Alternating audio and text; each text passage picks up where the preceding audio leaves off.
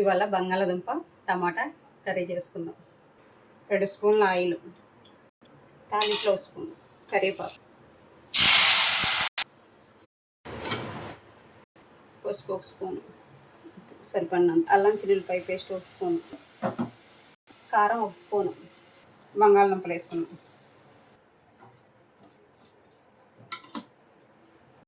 కొంచెం వాటర్,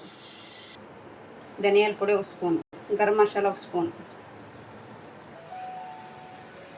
కార పచ్చడి తర్వాత వేసుకున్నాం,